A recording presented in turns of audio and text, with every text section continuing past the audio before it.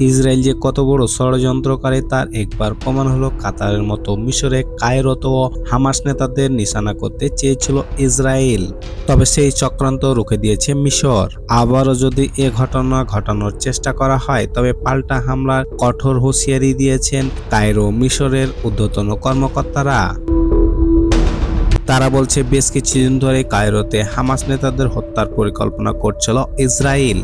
গত বছর যুদ্ধবিরতির আলোচনার সময় এমন হামলার চেষ্টা ব্যর্থ করে দিয়েছিল কায়রো সরকার। কাতারের দোহায় মঙ্গলবার আবাসিক ভবনে প্রায় 12টি বিমান হামলা চালায় উগ্রবাদী প্রধানমন্ত্রী নেতানিয়াহু।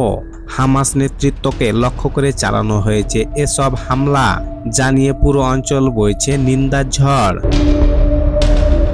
এর পরপরও ইসরায়েলি নেতার হুঁশিয়ারি, বিশ্বের যে কোনো প্রান্তে হামাস লুকিয়ে থাকলে সেখানেই লক্ষ্যবস্তু করা হবে।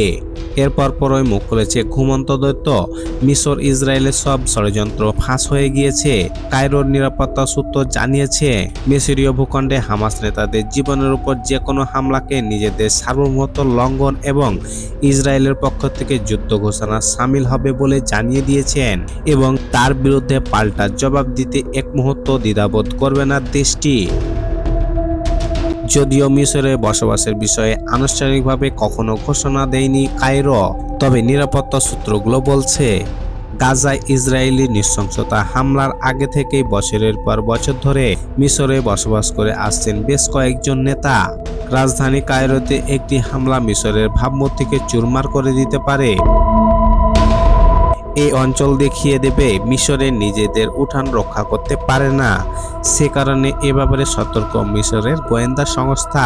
এছাড়াও গাজায় সম্ভাব্য যুদ্ধবিরতির বিষয়ে তেল আবিবের সিদ্ধান্তহীনতার কারণে বেশ কয়েক মাস ধরে এমনিতেই মিশর ইসরায়েল সম্পর্ক উত্তেজনা চলছে। শুধু তাই নয়, ভেঙে পড়া গাজার যুদ্ধবিরতির আলোচনা থেকে কায়রোকে এক পাশ সরিয়ে রাখা হয়েছে বলে উল্লেখ করা হয়েছে প্রতিবেদনে।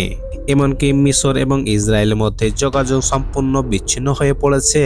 শুধু তাই নয়, দোহার হামলায় মিশরীয় আকাশসীমা ব্যবহার করতে পারেনি ইসরায়েল। এই হামলা সম্পর্কে আগে থেকে কিছু জানত না মিশর।